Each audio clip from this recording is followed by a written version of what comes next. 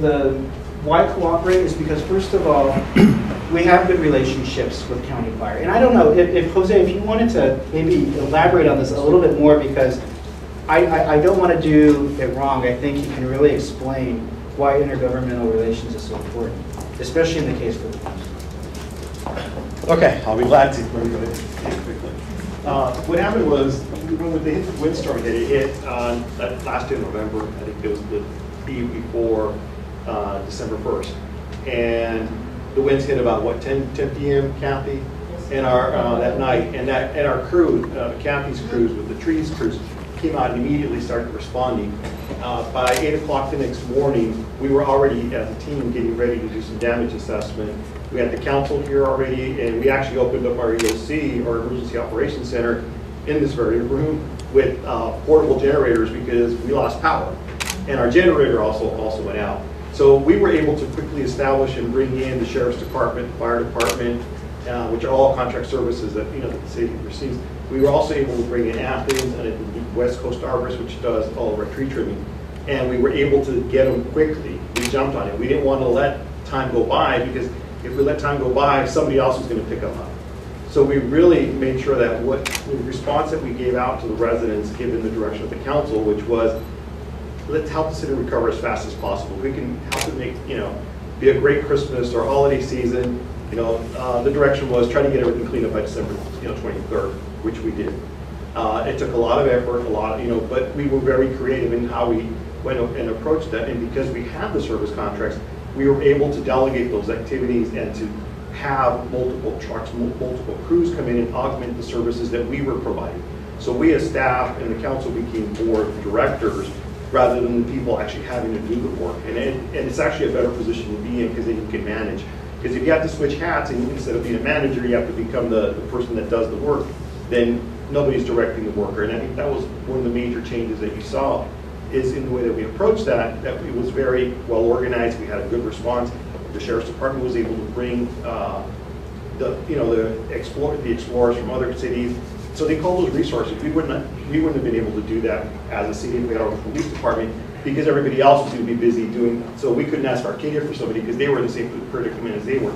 So that's where it helped. And then also, I think more importantly, the one thing that really got us through was that we had Kathy's staff. I mean, they stayed until almost 2 o'clock in the morning the first day, and basically digitizing in the map for GIS, because West Coast Arborist has a digital map, so they actually have a GPS system where they can identify the trees. And ironically enough, West Coast Arborist, a few days before the windstorm, had basically done a geographic information system map of everything with satellite numbering, and that essentially allowed us to really kick off the process fast, because with Kathy's staff, they stayed here entering all the addresses so that we can basically take that in the morning and give that to the LA County Fire Department, and they put it into their system.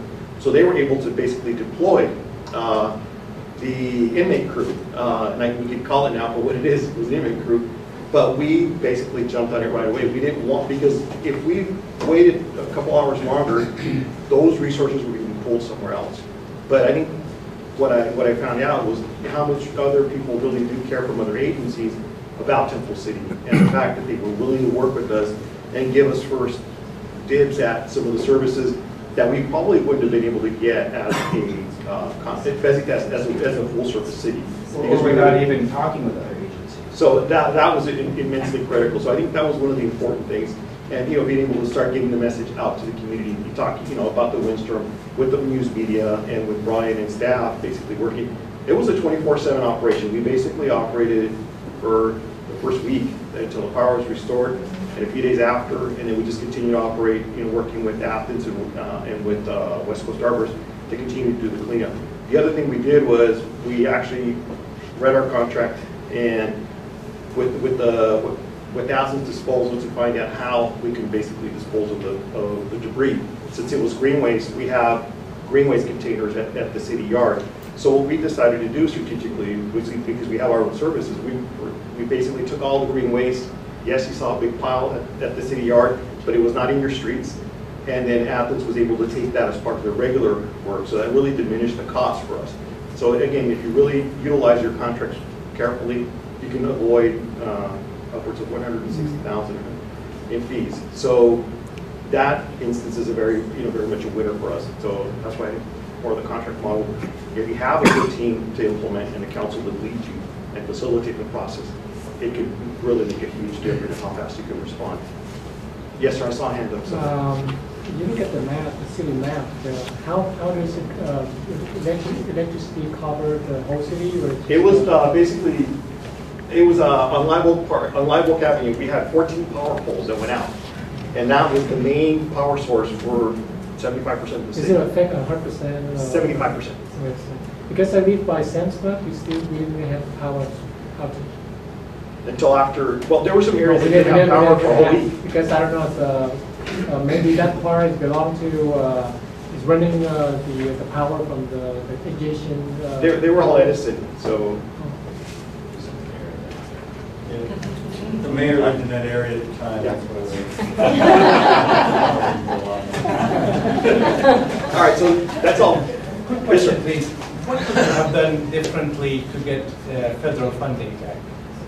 There was not much more we could do. I mean, it was more, in order, there were different criteria for being able to meet, like the California state level for disaster. We didn't meet it as a region, as a threshold. So that before you can even go to the federal government, you have to at least qualify for the California, and we didn't meet that as an area. So the people obviously were disappointed, and we actually gave the reporter from the Pasadena Star News today our final cost. What was the number? Was it 260, Kathy? Steve? 260? 260,000 for cleanup costs that the city incurred, and then another $150,000 that we'll have to incur to remove some fallen tree stumps, or the stumps, and replace them with new trees. So about $410,000 is going to cost the city.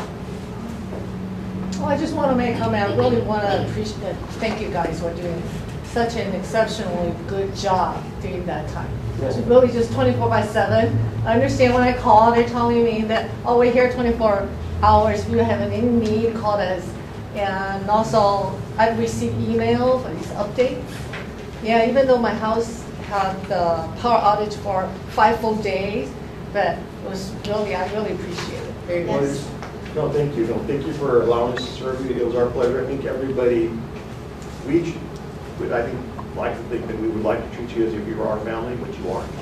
And we would not expect anything less if it was us. I mean, there were some of us that were without power in our own homes.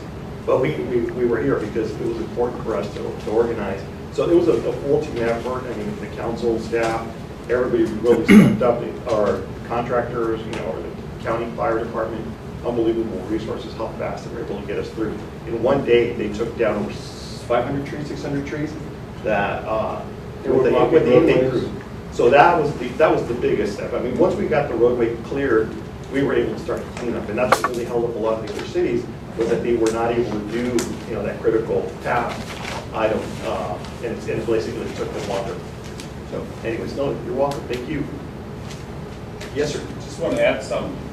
I think it's a great illustration for a localized disaster anyway, that contract city is so much better than a full-service city. We have many full-service cities, Pasadena, City of Arcadia, a number of other ones.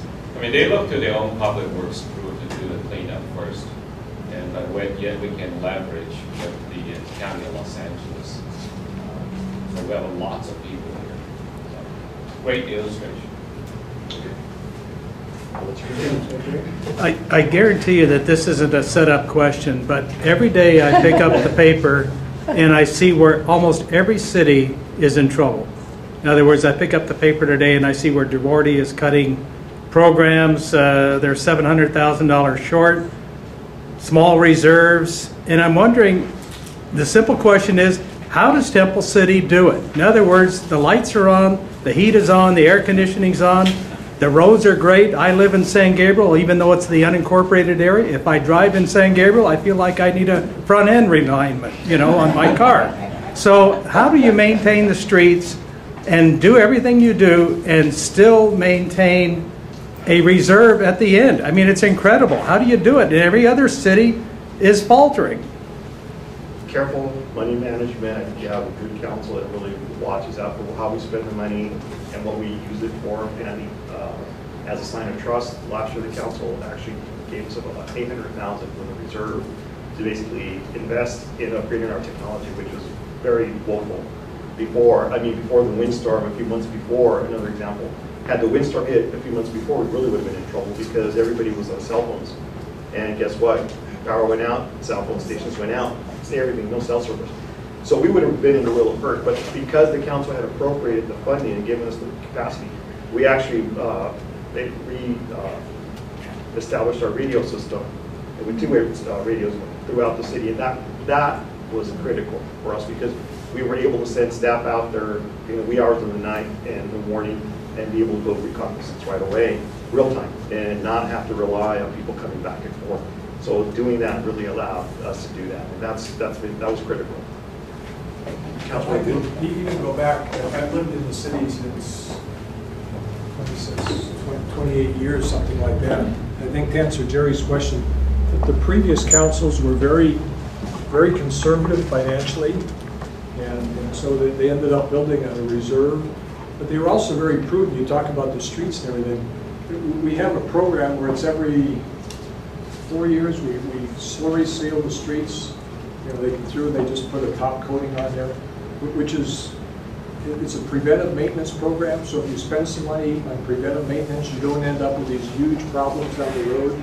And I think you look at I don't want to pick on San Gabriel, but you drive through some of their streets and like you say, it's like your car's getting beat up.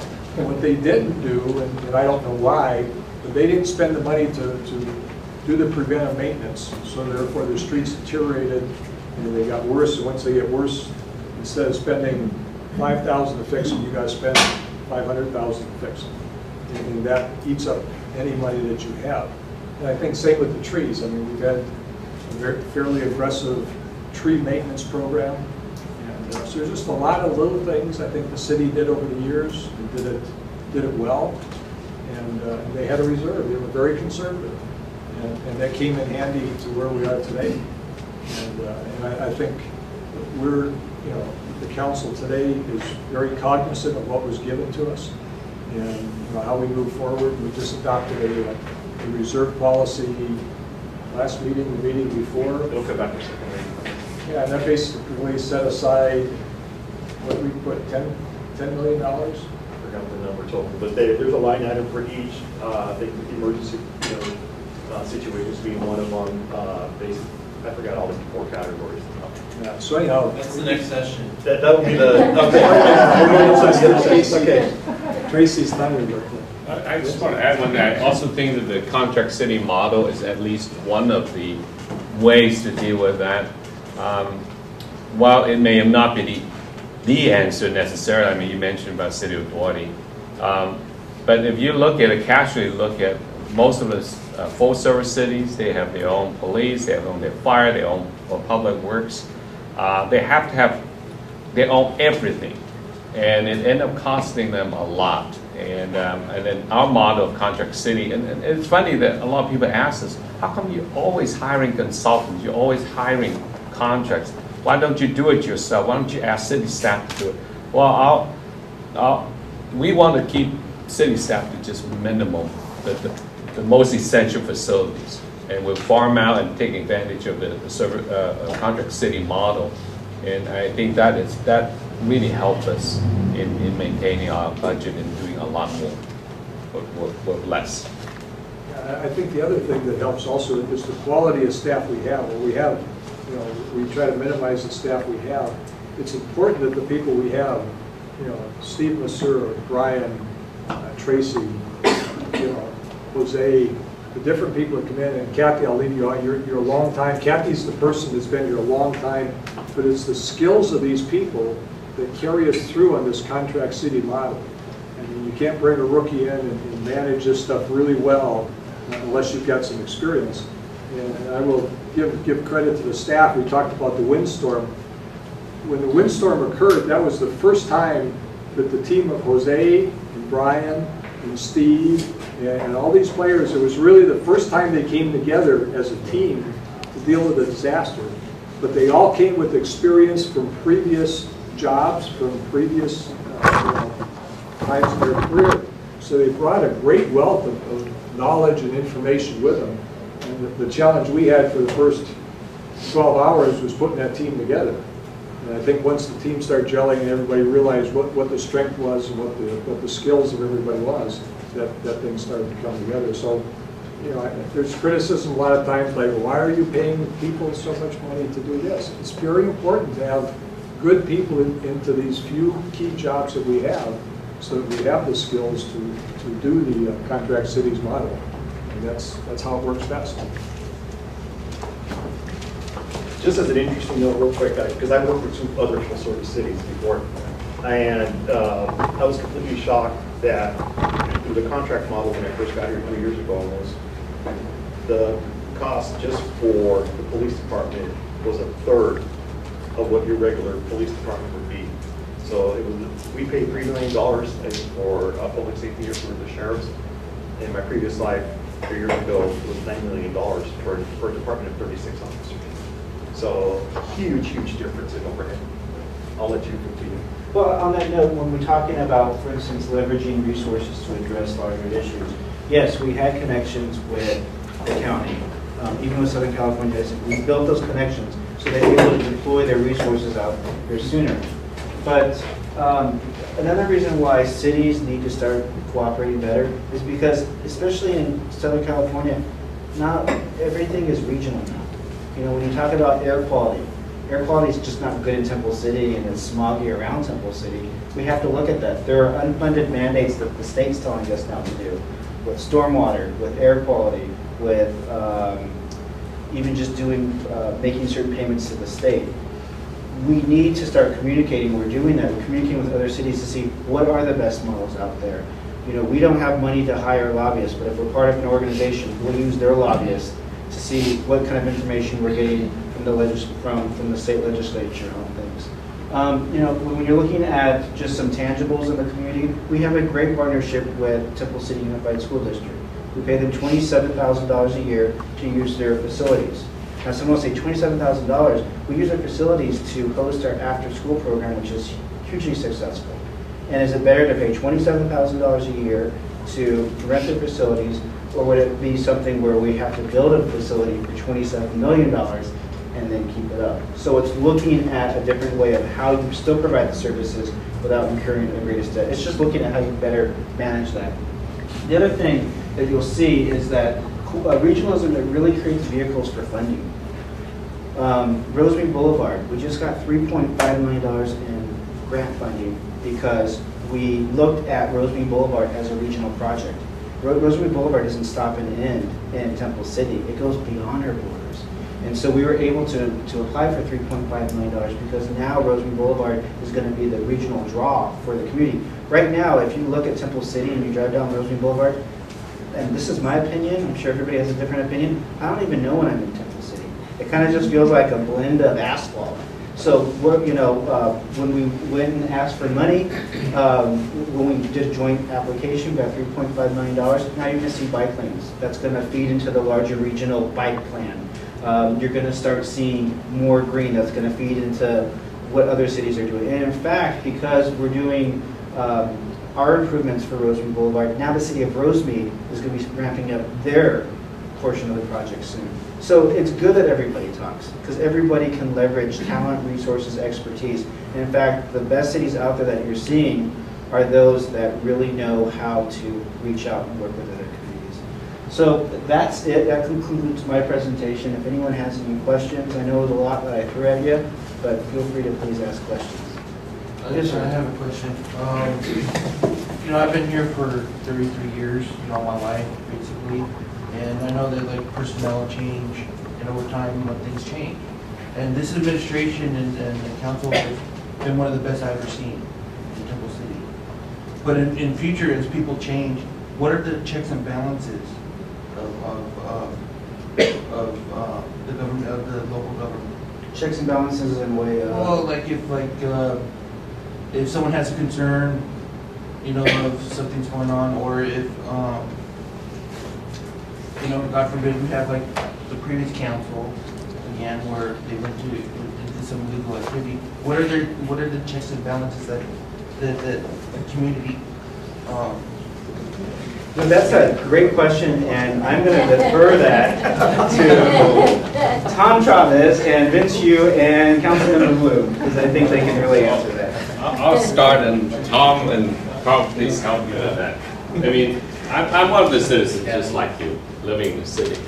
And it's my firm belief that the way that we can keep our government honest is to stay involved. I mean, you guys done great. I mean, you started tonight, and you make yourself informed, and you attend our meetings. I mean, when Tom and I first started on the council, the first night, we said that it was Tom's motion to put our council meetings online on cable, so it's televised. So I would suggest everybody stay involved, keep watching your government, hold the council member, you know, we'll only be here so long, hold the future council responsible, email them, talk to them, stay involved. And I really think that is really the key to the whole thing. And make sure their decisions, make sure you are well informed of all the issues, and make sure they are making the right decisions. Councilmember Bloom talked about the city reserve. We just passed a city, well, not yet. We were in the process of passing a city reserve policy. Instead of policy, we're passing as an ordinance. So we cannot just change it just by one council meeting. It'll show up at least first and second reading. And so those are the kind of things we're doing to make sure the future city council is not going to just go off off the side. But I think it's very important that we stay involved as the citizens of Temple City.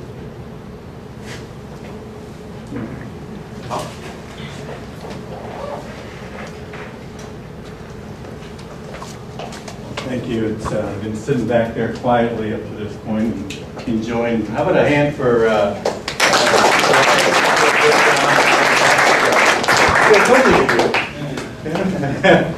Well, as Vince mentioned, what we've been doing as a council, and thank you for the compliments, by the way, but we're not really focusing on what we're doing for the next year or 2 years. We're really focusing on the future and trying to put things in place that will ensure that our government keeps working for our citizens. We've enacted a new set of protocols that govern how council members and our commissioners should act. This Citizens Academy, a great example of what we have done, or what we try to do to make sure that everyone stays engaged. I'm looking out into this audience, and the thing that really impresses me is I don't know a lot of you.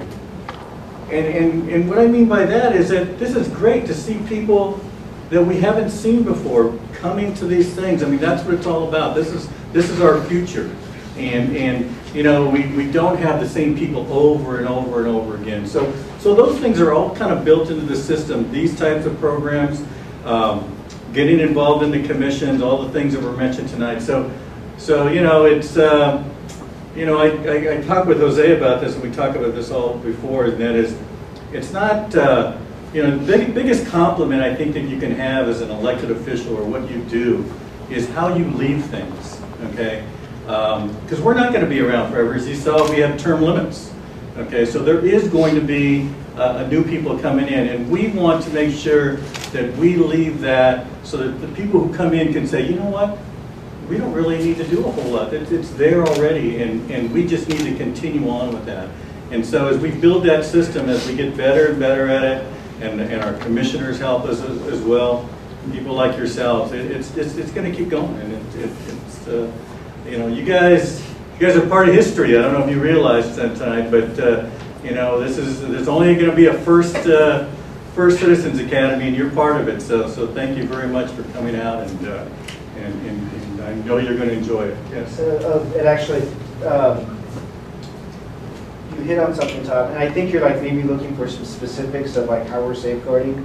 One of them, again, is the reserve policy. And to put it in the plain speak, if you've got $21 million right now, how it stands is you've got $21 million in the piggy bank.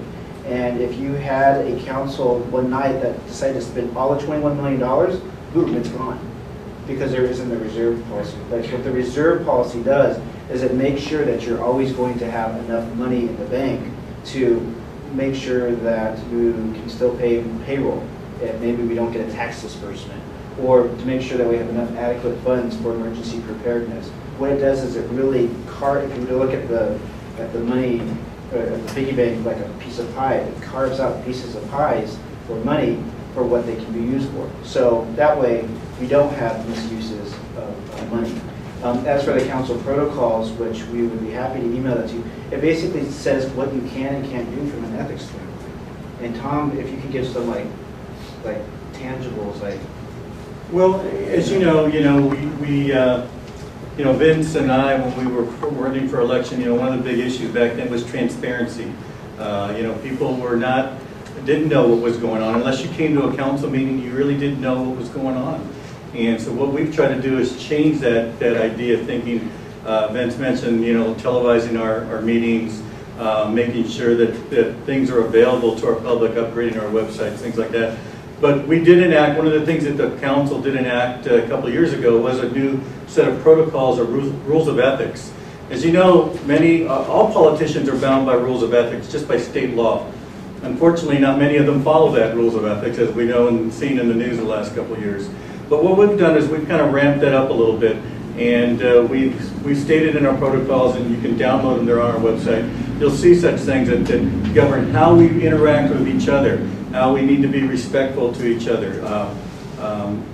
Such things as the use of cell phones during meetings. We would have people, unfortunately, during our meetings sometimes use cell phones. Just simple things like that, but things that are important to make sure that everybody's paying attention and doing their job.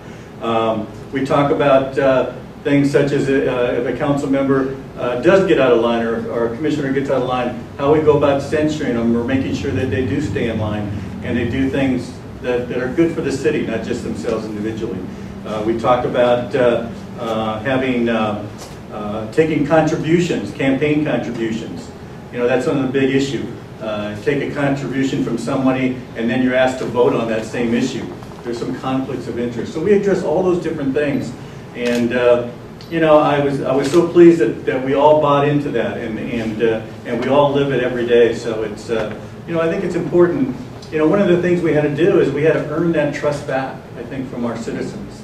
As you know, what happened a few years ago with some of our council members, there was a lot of distrust, and what we've tried to do is to earn that trust back, and I think we're very cognizant of that, and we're very aware of that, and something that we look to improve every day. So again, Carl, I know you want to say a few things, so thank you very much again for being here. I can't tell you how much this pleases me so much. I remember, a year or so ago when Jose and I first sat down and started talking about this and thought, we need to bring this to our city. And people say, oh, they're not, people may not come engaged, they may not get engaged in it. And we can tell that you guys are. So this is fantastic. So thank you very much. Thanks to you, Tom, for making this happen. And when Tom, when he first became mayor, he said, this is one of my top initiatives. And as you know, things don't move lightning speed in government, even local government, but it does take some time. It does. So. You're very welcome. But also along those lines, a project like this isn't just one person. The whole council bought into this idea. Staff, as you can tell, done a great job. I can't believe what they've done in the last couple of months. So they've just put this together. So it's a team, and really, if you really want to know how Temple City has changed, it is a team effort. We really are. There's no one individual out there. It's truly a team effort between staff, our commissioners, our council members, and hopefully all of you in the future as well. So thank you again. I think one other thing, you asked how this maintains into the future. And it was just touched upon on the reserve policy. Instead of just being a policy, we're adopting it by ordinance. And what we're saying is, in the future, if you're going to change any of what that reserve policy is, it's got to go through 2 hearings. There's 2 meetings, so it just can't be 1 meeting. And it's got to be a 4/5 vote. So it just can't be the majority. I mean, you need 4 of the 5 people to consciously say, after listening to this at 2 meetings, 2 opportunities for public input. And that will lead to my second thing, and that's how important public input is. And I'll speak for my colleagues. There's nothing more frustrating to know that you've got an issue that's probably pretty controversial in the community. You have the meeting, nobody's at the meeting until you vote on it, and the next day, holy hell breaks loose. And the answer is, why weren't you there ahead of time? That's when we want the discussion. I mean, otherwise, we're going to make decisions, and staff gives us lots of information, and council has to read a lot. I mean, it's available to you if anybody wants to look at it before a council meeting. You can pull it up on the website. I think there's some hard copies in here, but we get a book about that thick that we have to read and study the issues before each meeting.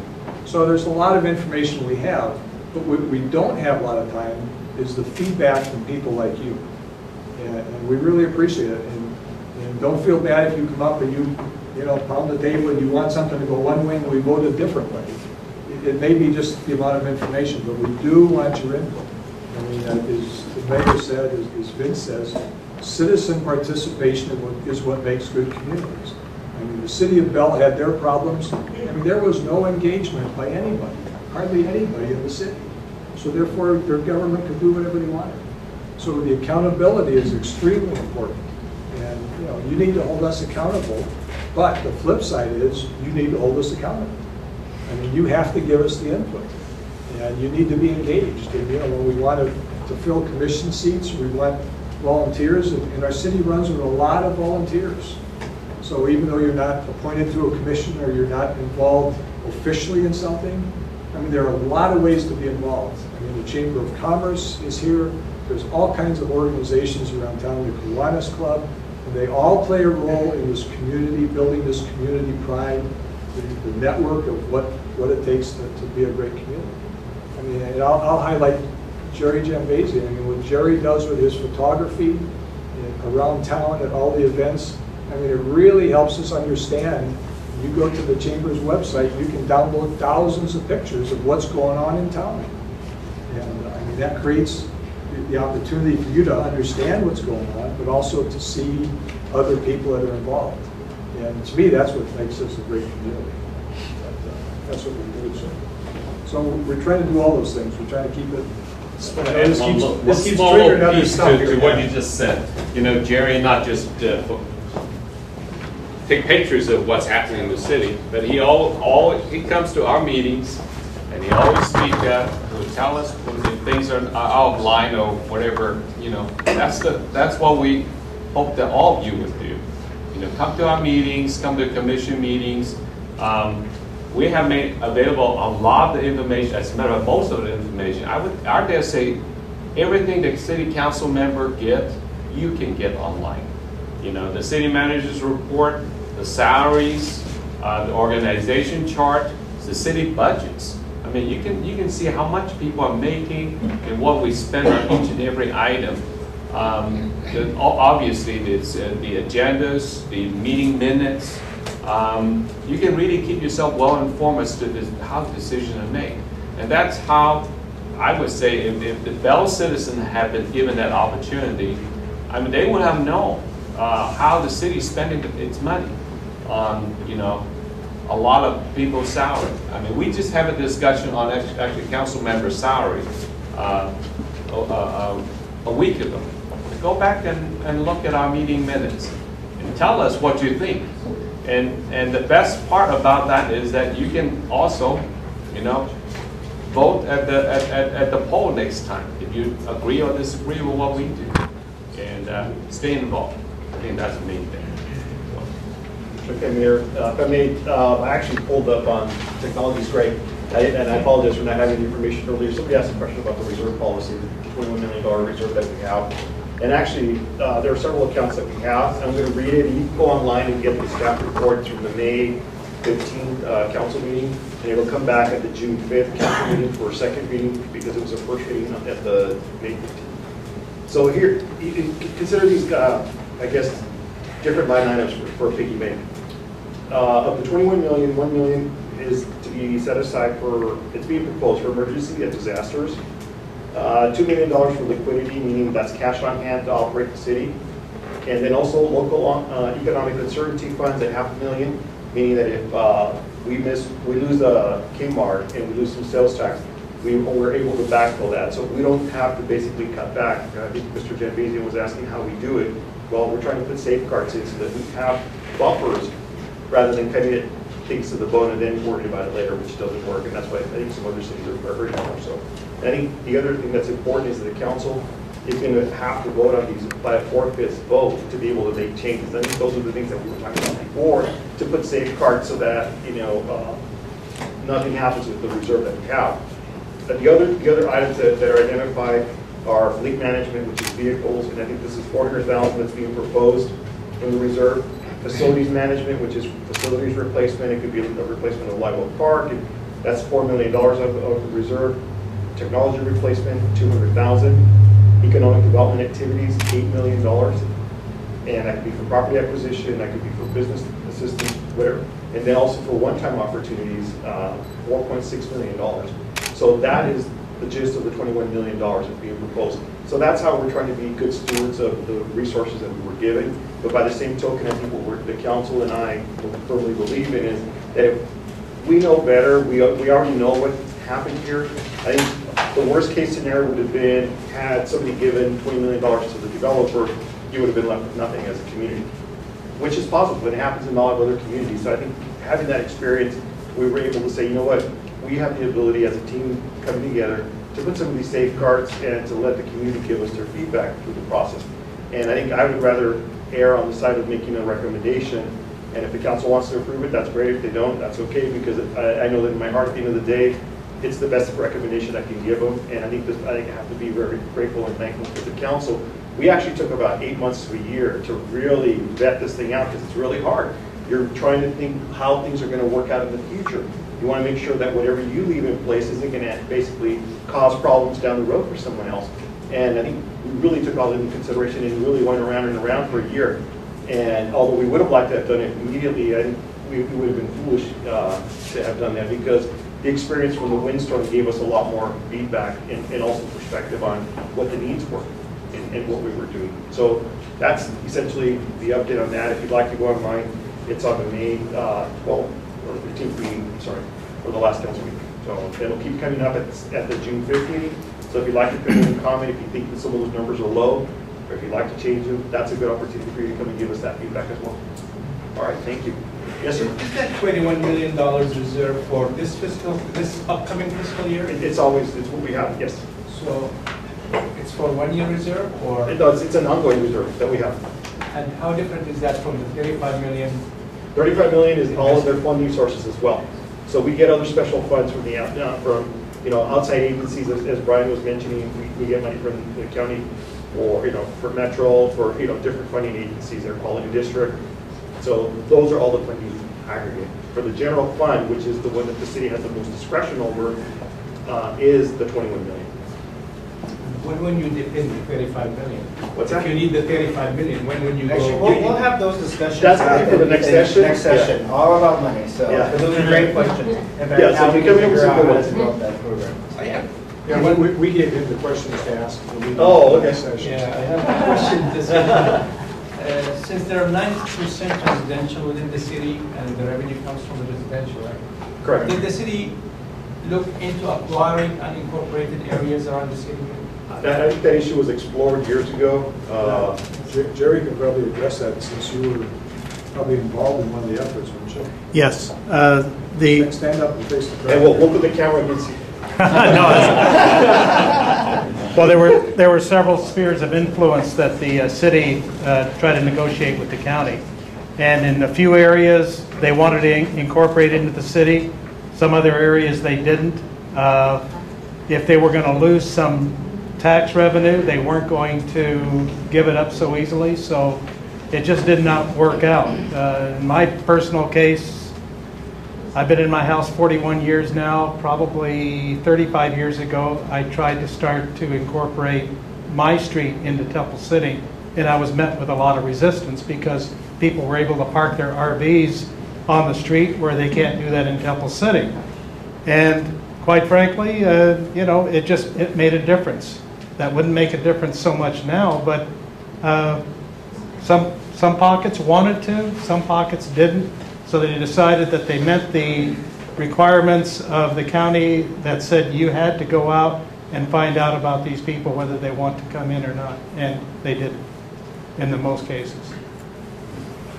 So that's always open. You're aware that we are surrounded by unincorporated area all around our city. And again, that got that way because I think, I don't know if Guy asked or somebody asked, you know, originally it was all LA County. Then way back when, you know, City of Los Angeles formed and Long Beach formed, and then there's 88 cities in Los Angeles County right now. We're one of 88. City of Los Angeles is one, and the largest obviously, but there are 87 other cities. But there's still lots of unincorporated area. I mean, up north there's a lot of area, and just scattered all over the place. There's still area. Do we just acquire Penland and Rosemead? That section there? No, that's always been, some's been in the city, some's in San Gabriel, I think it is. Or no, it's county. LA County. It's LA County area. It's still county? I thought we got that piece of. No, there's been no changes. No change? I believe Long you time. meant the Caltrans stretch of Rosemead itself. Rosemead Boulevard was relinquished from Caltrans to the city. Oh, okay. Just the street. But The street. yeah, the boundary didn't change. It just, The boundary did not change. before Temple City became a city, Rosemead Boulevard was basically a highway, California highway. And that's what Rosemead is Highway 19. was it? 19. Yeah. It was 19, and what has happened, so when it was wide open, that was the highway. And now cities have formed all around it, and the concern that the previous council had was that Caltrans was not spending the money that they felt to maintain Rosemead Boulevard. And if you think of Caltrans, you got all the freeways, you got everything else all around the state. And why do they want to spend money on a 2-mile stretch in Temple City? So the county north of us, as well as Temple City, started the process of trying to get jurisdiction of that. And we did get that a couple of years ago. And that's why the ability to do stuff, that's why the county improved the part north of us, and that's why we're going to be improving it here. Okay, thank you very much. We're not done here quite yet. The next session is going to be on finances, and the timing couldn't be better. On the 31st of this month, the council is having a working session talking about the budget.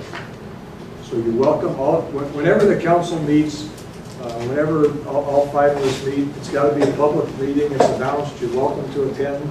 And I believe it'll be in the council chambers. Where's it going to be here? Council chambers. Council chambers, 31st at 7 o'clock, and we're going to be talking about the budget. Then our meeting on June 19th, since we have to adopt the budget by the end of June, the June 19th formal city council meeting, we will be bringing up the annual budget for a vote to approve it. So we've got a work session on the 31st, and then a couple weeks later, that gives time for staff to go back after we have our discussions. They go back and finalize the budget and then bring it forward. So those are the opportunities. The first one's a study session, and then the other's the formal thing. There's a public hearing, so it's open to anybody who wants to comment at that point. Has it ever not been finalized on the timely? I think the city's always had their budget on time, unlike the state of California. And it's important. I think it's important for credibility. I think for us to be credible to our citizens, I mean, we need to do things when we're supposed to do things. The charter also states that I have to provide, as a city manager, a budget to the council. I believe it's 35 days before the end of the fiscal year. So we're well within that time frame. Okay. I actually have a question. Since you mentioned about budget, just curious. I happen to be an employee of a mayor council city.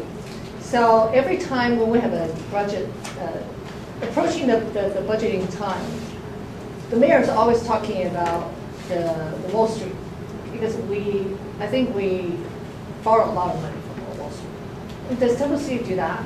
Yeah. The only money that there was, no. We don't know. Okay. We're very conservative.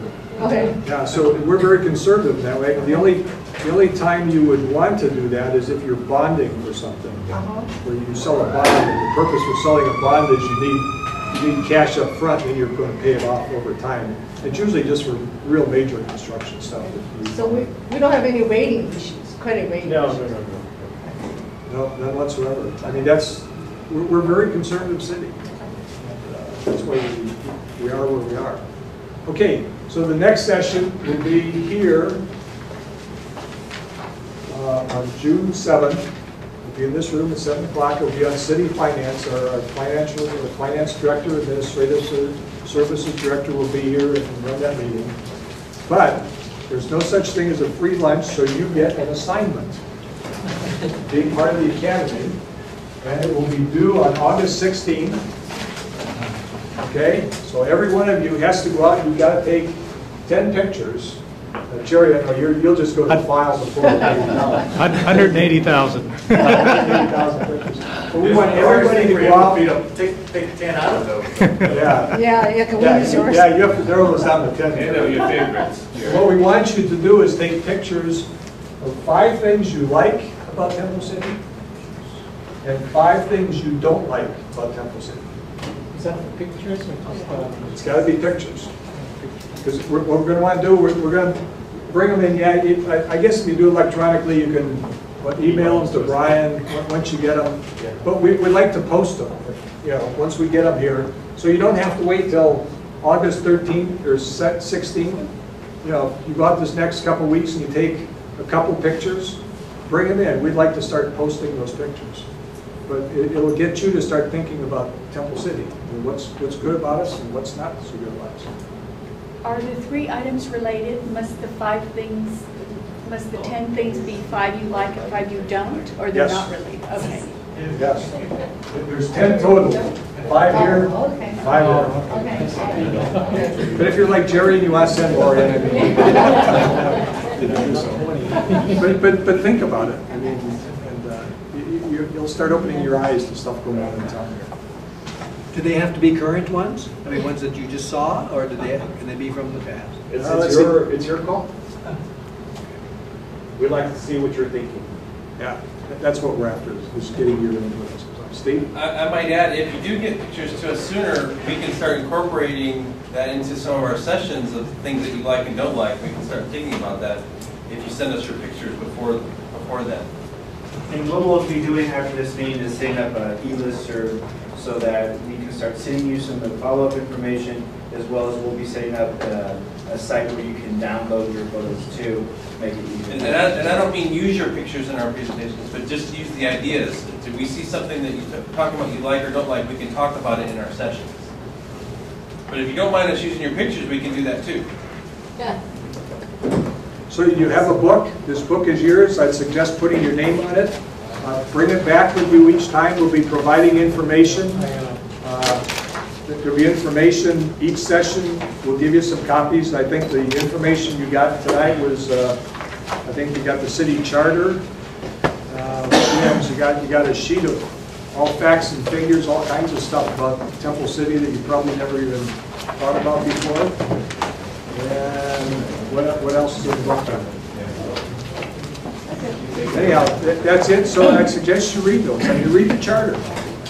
What did our founding fathers in this city say they wanted this city to be? And that's what just like the Constitution drives the United States, our charter drives our city.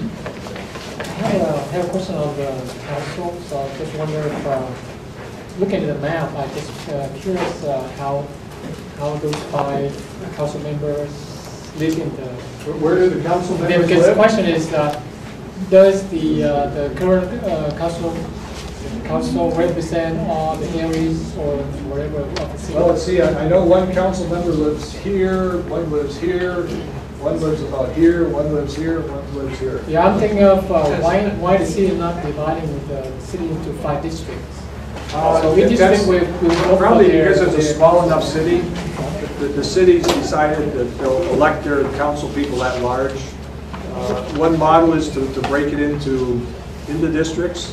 But I think Temple City was so small, people felt that, let's just select them. Maybe they have like 2 council members for this job. That could be. And then you don't see what going on in all the areas that are far away from you. So I don't know if that will adequately represent for the people.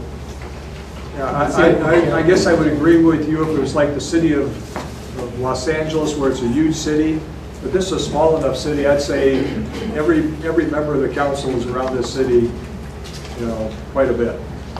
So most of us know the city.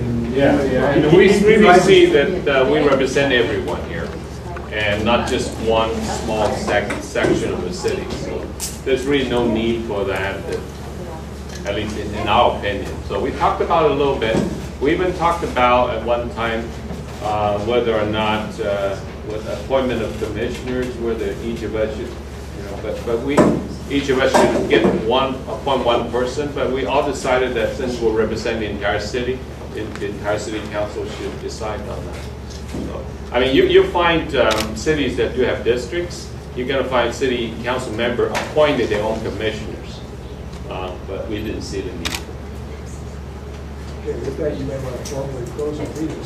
So, okay, meeting adjourned. Thank you so much. Thank you.